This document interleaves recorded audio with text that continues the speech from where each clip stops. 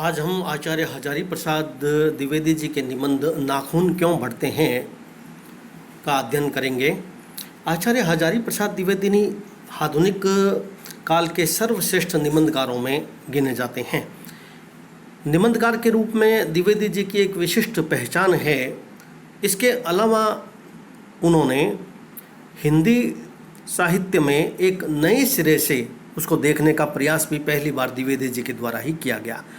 सबसे पहले हम आचार्य हजारी प्रसाद द्विवेदी जी के जो प्रमुख निबंध संग्रह या उनके जो अन्य आलोचनात्मक ग्रंथ हैं जो साहित्य के दृष्टिकोण से बहुत महत्वपूर्ण हैं, उसकी हम पहले भूमिका के रूप में चर्चा करें। द्विवेदी जी बहुमुखी प्रतिभा के धनी थे। उन्होंने निबंध, उपन्यास, आलोचना आदि सभी क्षेत्रों में अपनी विद्वता को उद्भाषित किया था। बाणभट्ट की आत्मकथा, चारुचंद्र लेख, पुनर्नवा, अनामदास का पोथा इनके बहुत प्रसिद्ध उपन्यास हैं। इसके अलावा इनकी जो ख्याति है वह हिंदी साहित्य को एक नए सिरे से देखने के रूप में अधिक रही है। आचार्य रामचंद्र शुक्ल ने जहां तदयुगीन परिस्थितियों के परिप्रेक्ष्य में हिंदी साहित्य के इतिहास का विवेचन किया, वहीं आचार्य हजारी प्रसाद द्विवेदी ने हमारी सांस्कृतिक और जो परंपरा थी, जो ऐतिदेशीय हमारी प्राचीन संस्कृति थी सनातन, उस परिप्रेक्ष्य के अंतर्गत उन्होंने साहित्य को देखने का प्रयास किया। और इस क्षेत्र में उनके बहुत महत्वपूर्ण जो ग्रंथ हैं उनमें हिंदी साहित्य की भूमिका, हिंदी साहित्य का आदिकाल, कबीर, संदेश रासक, विचार प्रवाह आदि है। इसके अलावा इन्होंने सूर और तुलसी के साहित्य पर भी एक नवीन अपने दृष्टिकोण स्थापित किया था। द्विवेदी जी के जो निबंध हैं वह सामान्यतः अशोक के फूल, कल्पलता, विचार और वितर्क, विचार प्रवाह, कुटज, आलोक पर्व आदि में संग्रहित हैं। आचार्य हजारी प्रसाद द्विवेदी ने भारतीय इतिहास के गुप्त काल को बहुत श्रेष्ठ काल माना है और संस्कृति और इतिहास के दृष्टिकोण से उन्होंने आधुनिक समाज और संस्कृति के विभिन्न पहलुओं पर अपने निबंधों में उस काल की भी चर्चा की है। डॉक्टर बच्चन सिंह ने हजारी प्रसाद जी के संबंध में कहा है कि उनके ललित निबंधों में सांस्कृतिक विरासत के वर्चस्व के साथ जो नवीन जीवन बोध, उत्कट जिजीविषा और नई सामाजिक समस्याओं के बीच राह पाने की जो ललक है वह सर्वत्र दिखाई देती है। द्विवेदी जी का व्यक्तित्व बहुत ही लचीला और निरंतर विकासमान रहा है। देश की नई से नई गत्यात्मक विचारधारा से वे अपने को जोड़ लेते हैं। इसलिए जो लोग ये कहते हैं कि वे पुरातनपंथी हैं तो यह बात पूरी तरीके से गलत लागू होती है, क्योंकि वे प्रगतिशील भी रहे हैं और नई विचारधारा को जोड़ने में उन्होंने अपने आप को सहज रूप में ही पाया है। अपनी ऐतिहासिक दृष्टि को उन्होंने कभी नहीं छोड़ा। उसको हमेशा एक नए सिरे से उन्होंने उसको परिभाषित करने का प्रयास किया। इसलिए विद्वता और सहृदयता का जो संयोग उनके सभी निबंध संग्रह, उनके ग्रंथ आदि में दिखाई देती है, वह सामान्यतः बहुत कम हिंदी साहित्य के विद्वानों में देखने को मिलती है। द्विवेदी जी के जो निबंध हैं उनमें बुद्धि और पांडित्य की जो झलक है वह विशेष रूप से देखने को मिलती है, क्योंकि द्विवेदी जी इतिहास, पुराण, साहित्य, दर्शन, धर्म, संस्कृति, हिंदी, संस्कृत, अंग्रेजी आदि न जाने कितना गंभीर ज्ञान उनके अंदर था, जो उनके निबंधों में स्थान स्थान पर हमें देखने को मिल जाता है। सामान्यतः उनके निबंधों में ललित शैली अधिक प्रयोग में लाई गई है और उनके निबंधों में जो बौद्धिकता और पांडित्य के जो दर्शन होते हैं उसके साथ साथ उनमें हृदय तत्व का जो निरूपण है वह भी विशेष रूप से पाया जाता है, क्योंकि पूरी तरीके से वे प्रौढ़, परिष्कृत और गंभीर तो हैं लेकिन फिर भी हमें आनंद प्रदान करते हैं। तो इसका तात्पर्य यही है कि द्विवेदी जी के निबंधों में सरसता और आकर्षण भी है। और यदि उनके हम निबंध बसंत आ गया, शिरीष के फूल, देवदारू, कुटज, भीष्म को क्षमा नहीं किया गया, यदि इन निबंधों को हम पढ़ें तो विशेष रूप से हमें उनकी सहृदयता का जीवंत जो एक प्रमाण है वह देखने को मिल जाता है। अपनी कल्पना शक्ति के बल पर इन्होंने भाषा और शैली के क्षेत्र में शब्द भंडार के दृष्टिकोण से देखें तो लगभग इन्होंने सभी भाषाओं के शब्दों का प्रयोग अपने निबंधों में उन्होंने किया था। पाठ्य पुस्तक में जो उनका निबंध नाखून क्यों बढ़ते हैं, उसमें उन्होंने कई महत्वपूर्ण प्रश्नों को हमारे सामने उठाया है कि नाखूनों का बढ़ना आखिरकार मनुष्य की मनुष्यता का या पशुता का, उसका क्या द्योतक है, इस पर उन्होंने गंभीरता से विचार किया है। निबंध को हम प्रारंभ करें। बच्चे कभी कभी चक्कर में डाल देने वाले प्रश्न कर बैठते हैं कि अल्पज्ञ पिता बड़ा दयनीय जीव होता है। मेरी छोटी लड़की ने जब उस दिन पूछ लिया कि आदमी के नाखून क्यों बढ़ते हैं, तो मैं कुछ सोच ही नहीं सका। हर तीसरे दिन नाखून क्यों बढ़ जाते हैं? बच्चे कुछ दिन अगर उन्हें बढ़ने दे तो माँ बाप अक्सर उन्हें डांटा करते हैं, पर कोई नहीं कहता कि ये अभागे नाखून क्यों इस प्रकार बढ़ा करते हैं। काट दीजिए, वे चुपचाप दंड स्वीकार कर लेंगे, पर निर्लज अपराधी की भांति फिर छूटते ही सेंध पर हाजिर। आखिर ये इतने बेहया क्यों होते हैं? द्विवेदी जी के इस अवतरण में कहने का जो सारांश है वह यह कि मानव शरीर में सर्वाधिक तेज गति से बढ़ने वाली यदि कोई चीज़ है तो वह है नाखून, जिन्हें हम सामान्यतः प्रत्येक सप्ताह या प्रत्येक 3 दिनों में हम उसको काट लेते हैं। और इसी कारण से लेखक ने कहा कि मेरी बच्ची ने सहज ही एक दिन यह प्रश्न पूछ लिया कि ये नाखून बार बार क्यों बढ़ते हैं। बच्चों का मन बड़ा सरल और सहज होता है और वे इस प्रकार के छोटे छोटे प्रश्न भी कर लेते हैं, लेकिन कई बार इस छोटे प्रश्न भी बहुत गंभीर अर्थ लेखक ने कहा निकल जाता है। लेखक ने कहा कि एक बार तो मुझे भी है ना इस प्रश्न का उत्तर यकाएक नहीं सोच पाया। मैं कुछ सोच ही नहीं सका कि आखिर ये नाखून क्यों बढ़ते हैं। इन्हें हम समय समय पर काटते रहते हैं, फिर भी ये निर्लज की तरह है ना फिर खड़े हो जाते हैं। आखिर ये इतने बेशर्म क्यों हैं? कुछ ही लाख वर्षों की बात है, जब मनुष्य जंगली था, वन मानुष जैसा, उसे नाखून की जरूरत थी। उसकी जीवन रक्षा के लिए नाखून बहुत जरूरी थे। असल में वही उसके अस्त्र थे, दांत भी थे, पर नाखून के बाद ही उनका स्थान था। उन दिनों उसे जूझना पड़ता था, प्रतिद्वंदियों को पछाड़ना पड़ता था। नाखून उसके लिए आवश्यक अंग था। फिर वह धीरे धीरे अपने अंग से बाहर की वस्तुओं का सहारा लेने लगा था। लेखक ने कहा कि प्राचीन काल में जो मनुष्य था वह पूरी तरीके से जंगली था। एक प्रकार से वो वन मानुष था ना, उनमें है ना जो वन में रहने वाले जो जंगली जानवर है उस तरह का उसका आचरण था। और उसके जीवन रक्षा के लिए, अपने आहार के लिए, अपने खुद की प्राण रक्षा के लिए उसे नाखूनों का बढ़ाना उसके लिए आवश्यक था, क्योंकि उसके पास में और किसी प्रकार का कोई दूसरा ऐसा अस्त्र नहीं था जिसके वह अपने शत्रुओं को और जो उसको मारने वाले थे उनको पछाड़ सके। इसलिए वह नाखूनों को प्राचीन काल में निरंतर बढ़ाता रहता था। फिर धीरे धीरे उसने नाखूनों से बाहर आकर, नाखून एक अस्त्र के रूप में थे, धीरे धीरे वह बाहर आकर उसने अन्य जो अंग हैं अपने बचाव के लिए उस पर उन्होंने विचार किया। उसमें पत्थर के ठेले, पेड़ की डालें काम में लेने लगा। रामचंद्र जी की जो वानरों की सेना थी उनके पास में पत्थर के ढेले और पेड़ की जो डालें थी वही अधिक अस्त्र थे। उसने हड्डियों के हथियार भी उस समय मिलते हैं। इन हड्डी के हथियारों में सबसे मजबूत और ऐतिहासिक जो हथियार है वह देवताओं के राजा वज्र का है, जो दधीचि मुनि की हड्डियों से बना था। इसके पश्चात लेखक ने कहा मनुष्य और आगे बढ़ा।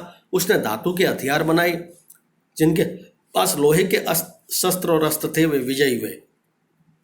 देवताओं के राजा तक को मनुष्यों के राजा से सहायता इसलिए लेनी पड़ती थी कि मनुष्यों के राजा के पास लोहे के अस्त्र होते थे। असुरों के पास अनेक विधाएं होती थी, पर लोहे के अस्त्र नहीं थे, शायद घोड़े भी नहीं थे, और इसी कारण से जो मनुष्य है वह विजय प्राप्त करता रहता था और देवताओं तक को उनसे सहायता लेनी पड़ती थी। असुरों के पास चाहे कितनी विद्याएं थी, पर उनके पास में लोहे के अस्त्र नहीं थे और घोड़े भी नहीं थे। आर्यों के पास ये दोनों चीज़ें थी, इसलिए लेखक ने कहा आर्य विजयी हुए। फिर इतिहास अपनी गति से आगे बढ़ता गया। नाग हारे, सुपर्ण हारे, यक्ष हारे, गंधर्व हारे, असुर हारे, राक्षस हारे, ये सभी हारते चले गए। जितने भी आसुरी प्रवृत्तियों के जो द्योतक लोग या जो जीव थे वे सभी हारते गए और धीरे धीरे जो है लोहे के अस्त्रों ने बाजी मार ली थी। लेखक ने कहा कि नाखूनों से आगे बढ़ करके जब लोहे के अस्त्रों का आविष्कार हुए तब यह अस्त्र ज़्यादा घातक और ज़्यादा प्रभावशाली रहे। फिर और इतिहास आगे बढ़ा। पलीते वाली बंदूकों ने, कारतूसों ने, तोपों ने, बम्बों ने, बम वर्षक वायुओं ने इतिहास को किस किस कीचड़ भरे घाट तक घसीटा, यह सब हमको मालूम है। नखदर मनुष्य अब एटम बम पर भरोसा करके आगे की ओर चल पड़ा। पर उसके नाखून अब भी बढ़ रहे हैं। यह बहुत विचारणीय प्रश्न है। लेखक ने कहा कि आज हमने अनेक नई नई आविष्कार कर लिए हैं जिससे पूरे का पूरा देश नष्ट हो सकते हैं। ऐसी बंदूकें, कारतूसें, तोपें, बम, है ना, बम वर्षक जो वायुयान है, सब का आविष्कार कर लिया। और यहाँ तक कि आज हमने अणु बम, जो परमाणु बम है, उनका आविष्कार तक कर लिया। पर फिर भी यह नाखूनों को धारण करने वाला जो मनुष्य है, यह एटम बम का आविष्कार कर चुका है, उस पर भी वह निर्भर हो गया है। पर उसके बावजूद भी उसके नाखून अभी तक फिर भी बढ़ रहे हैं। अब भी प्रकृति मनुष्य को उसके भीतर के अस्त्र से वंचित नहीं कर रही है। यह बहुत महत्वपूर्ण पंक्ति है। इसमें लेखक कह रहा है कि जो मनुष्य की सहज साज जो प्रवृत्ति है, नाखूनों का बढ़ना, है ना, वह उसकी यह प्रवृत्ति उसकी आज भी वैसी की वैसी है जैसी प्राचीन काल में थी। मनुष्य, उसके भीतर से मनुष्य का जो स्वभाव है वह क्या है? वह मूल रूप से हिंसक है ना। और इस हिंसक प्रवृत्ति के कारण से लेखक ने कहा है कि उसके नाखून हैं, वो ऐसा कभी नहीं हुआ कि वह नहीं बढ़े हो। अब भी प्रकृति मनुष्य को उसके भीतर वाले अस्त्र से वंचित नहीं कर रहे हैं। अब भी जो उसके भीतर का जो ना भाव है हिंसक प्रवृत्ति का, जिसके कारण से मनुष्य के नाखून हमेशा बढ़ रहे हैं। यह इस प्रश्न का यहाँ उत्तर हमें मिल रहा है कि नाखून क्यों बढ़ते हैं। अब भी वह याद दिला देती है कि तुम्हारे नाखून को भुलाया नहीं जा सकता। तुम वही लाख वर्ष पहले के नख दंतावलंबी जीव हो, पशु के साथ एक ही सतह पर विचरने वाले और चढ़ने वाले। लेखक ने कहा कि नाखूनों का बढ़ना इस बात का प्रतीक है कि मनुष्य में और पशु में कोई अंतर नहीं है। तुम दोनों एक जैसे ही विकसित होने वाले जीव हो।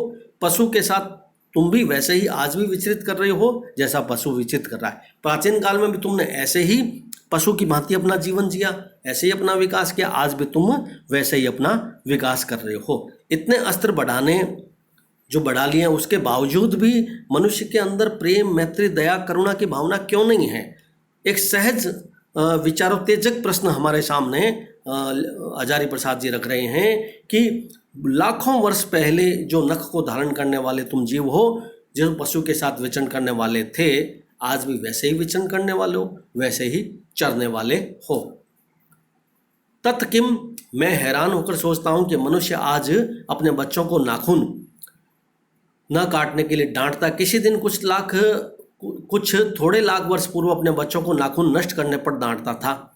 लेखक ने कहा है कि आज कैसा समय आ गया है, कैसा मनुष्य का उसका जीवन, उसका चरित्र हो गया है।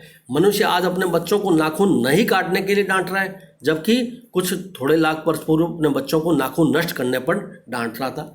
यह प्रकृति का ही सिद्धांत है। लेखक ने कहा कि अब भी नाखूनों को मनुष्य जिंदा रखना चाहता है।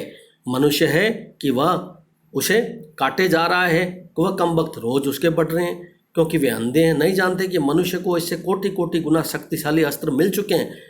पर मनुष्य अब भी फिर भी नाखून बढ़ते जा रहे हैं। लेखक ने कहा, मुझे तो ऐसा लगता है कि मनुष्य अब नाखूनों को नहीं चाहता है, उसके भीतर बर्बर युग का कोई अवशेष रह गया है, यह उसे असह्य है।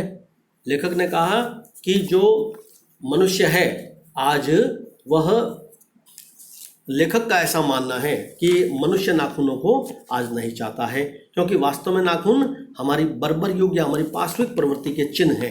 मनुष्य इतना विकास कर चुका है कि वह पाश्विकता की प्रवृत्ति को रखना नहीं चाहता, नाखूनों को हमेशा काटते रहना चाहता है। पर प्रश्न यह है कि नाखून काटने से आखिर होता क्या है? यदि नाखून मनुष्य काट भी लेता है तो क्या इससे मनुष्य की पशुता कम हो गई? वह अभी भी एक सीमा तक बर्बर और पशु बना हुआ है। उसके पास नाखून जैसा अस्त्र है। नाखून मनुष्य नहीं चाहता, पर उसके हृदय में, उसके मन में कोई बर्बर युग का कोई ऐसा चिन्ह है ना रह गया है, जिसके कारण से वह नाखून को न चाहते हुए भी है ना अपने पास उसके सहज रूप में बढ़ रहे हैं। लेकिन यह भी कैसे कहूँ, नाखून काटने से क्या होता है? मनुष्य की बर्बरता घटी कहाँ है? लेखक ने कहा कि नाखून निरंतर काट रहे हैं, फिर भी मनुष्य की जो अनेक अस्त्र का निर्माण कर दिया, पर फिर भी मनुष्य की बर्बरता क्यों नहीं घटी? बर्बरता, जो उसका हिंसक स्वभाव, जो उसका पाश्विक स्वभाव है, वह क्यों नहीं घटा? वह तो उसका नवीनतम रूप है। मैं मनुष्य के नाखूनों की ओर देखता हूँ तो कभी कभी निराश हो जाता हूँ। यह उसकी भयंकर पाश्विक प्रवृत्ति के जीवंत प्रतीक हैं। मनुष्य की पशुता को जितनी बार काट दो वह मरना नहीं चाहती। लेखक ने कहा कि मैं मनुष्यों के जब नाखून की ओर देखता हूँ तो मुझे बहुत निराशा होती है कि आज भी मनुष्य भयंकर पाश्विक प्रवृत्ति का जो जीवन है, उसका जो स्वभाव है वह आज भी जीवंत है। वह स्वभाव आज भी हमें दिखाई देता है, क्योंकि उसने नए नए जितने भी अस्त्र शस्त्र के निर्माण किए, अणु परमाणु बमों का निर्माण किया, वह इसी बात का परिचायक है कि मनुष्य मूल रूप से पाश्विक प्रवृत्ति का व्यक्ति है। और यह नाखूनों का बढ़ना, अनेक अस्त्र शस्त्रों का निर्माण करना, यह उसकी पशुता को ही द्योतक है, यह उसकी पशुता की प्रवृत्ति को ही बता रहे हैं। मनुष्य की पशुता को हम जितनी बार भी है ना मनुष्य काटता है, फिर भी वह उसके अंदर से कभी नहीं मरती है। अंदर से उसके पशुत्व का जो भाव है वह जिंदा रहता है। इसी कारण से नाखून निरंतर बढ़ते रहते हैं।